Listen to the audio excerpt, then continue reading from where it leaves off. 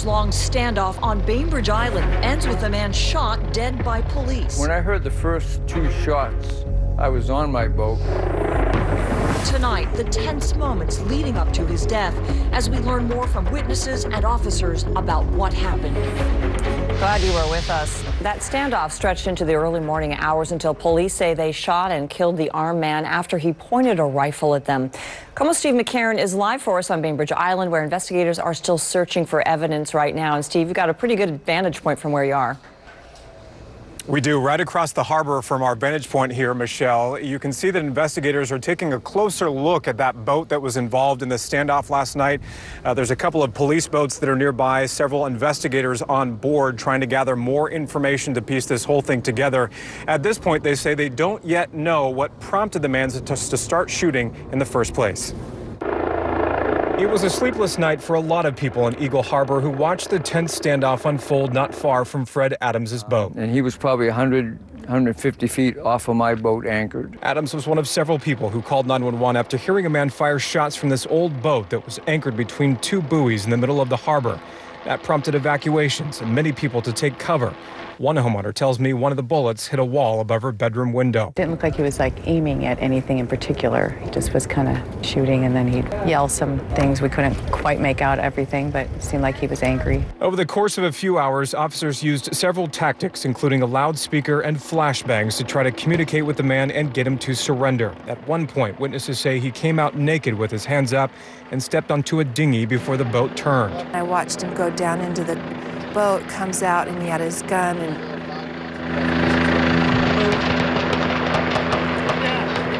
then I saw him fall down on the deck. I think it's really sad that this has to happen. I wouldn't expect it on Bainbridge Island, where it's such a small community. Several witnesses say they first spotted the boat in the harbor a couple of weeks ago. Police say with as many rounds that were fired over the course of the night, they don't know where all of the bullets landed. They did recover one rifle, but investigators say the man may have been armed with more. And it's never like this. It's calm. It's like shocking. I think I'm in shock. I'm acting like this is normal, but it's not. It's scary. And despite all of the other people that were nearby when this happened, no one else was hurt in all this. The State Patrol is asking for anyone with photos or videos of what happened here or knows about any other damage to come forward. Live on Bainbridge Island, Steve McCarron, KOMO News. Yeah, just so shocking. And what we still need to know is why this happened. Steve, thank you. KOMO's Kristen Drew was at Bainbridge Island as the incident happened last night. And this morning, she caught the moments police towed the gunman's boat out of the middle of the marina. We will keep following this story as we learn more and bring you the latest right here on KOMO, online at KOMOnews.com, and also on KOMO Radio. One knew what was happening. In fact, they thought they were hearing fireworks. But what they were hearing was a man firing his weapon from his boat here in Eagle Harbor. And tonight, even Bainbridge Island police tell us they do not know why. The boat was anchored right there. The man was standing on his deck with, it looked to me like a shotgun, back to me, firing towards the beach. That is the frightening scene Susan Stevens told us she came home to at about 9 o'clock Saturday night. I heard him fire 2 rounds, but when we were back up further on the dock, he was firing probably 40 rounds. Those shots were coming from this sailboat. Stevens said it had anchored here for about 3 weeks, but she had never seen the man living there until last night, and he was armed. And he wasn't pointing it at me.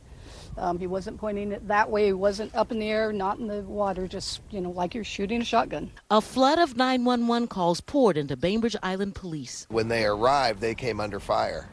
So they took positions of cover. Police Chief Matthew Hamner says they activated the Kitsap County Regional SWAT Team, the U.S. Coast Guard, and nearly every local agency. The officers boarded 2 police boats and closed in on the man. We did attempt several different ways of communicating with him, and we're not able to get him to respond. Eyewitnesses said they watched the police lob several smoke grenades into the boat that forced the man out onto the deck, but he would not get off his boat. I must say, the man had every opportunity to do what they requested, and he did not. All the police chief would tell us about the man is that he was 34 years old. His last known address, he tells us, is in Seattle. Now, they were able to recover a rifle, but they said they were looking for other weapons because from what they understood, he was firing more than one type of weapon. Now, the police chief says this has been a particularly difficult time here on Bainbridge Island in the last month or so. We're working to put that part of the story together for you, and we will have it tonight at 5:30. For now, reporting live on Bainbridge Island, Deborah Horn, KIRO 7 News. Investigators are trying to determine tonight what made a Seattle man fire his weapon from his boat anchored off Bainbridge Island last night. He kept the entire community at bay for hours. The standoff ended with the man being killed by Kitsap County SWAT officers. KIRO 7's Deborah Horn is live for us tonight on Bainbridge Island. And Deborah, this has been an unusually violent time in this normally very quiet community. Lindsay, that is what the Bainbridge Island police chief is telling us. He says he moved here 4 years ago from Indianapolis.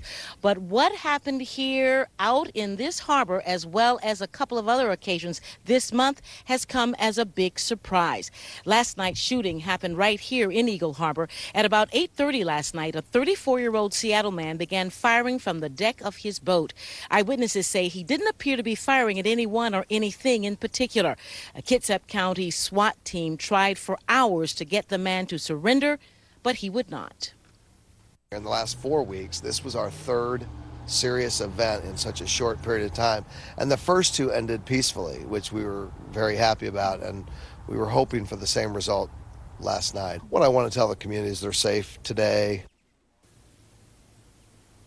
Last night's incident did not end peacefully, as the chief said. According to an eyewitness I talked to, as soon as I got off camera at 5 o'clock, the man came out of the boat's cabin, aimed a shotgun directly at officers.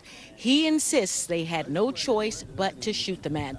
Now, the police chief tells us he still does not know a motive, what caused this man to begin firing his weapon from his boat. In fact, he believes he was firing more than one weapon, but they were able to recover a rifle. We expect we will get more information as the investigation continues. We're being told that investigation is being led by the Washington State Patrol. Reporting live on Bainbridge Island, Deborah Horn, KIRO 7 News.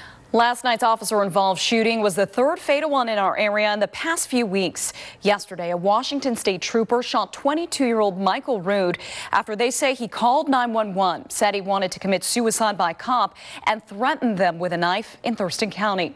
Back on June 26th, a Kent police officer shot and killed Giovanni Joseph McDade after police say he was in a car that tried to run over officers after refusing to pull over for a traffic stop.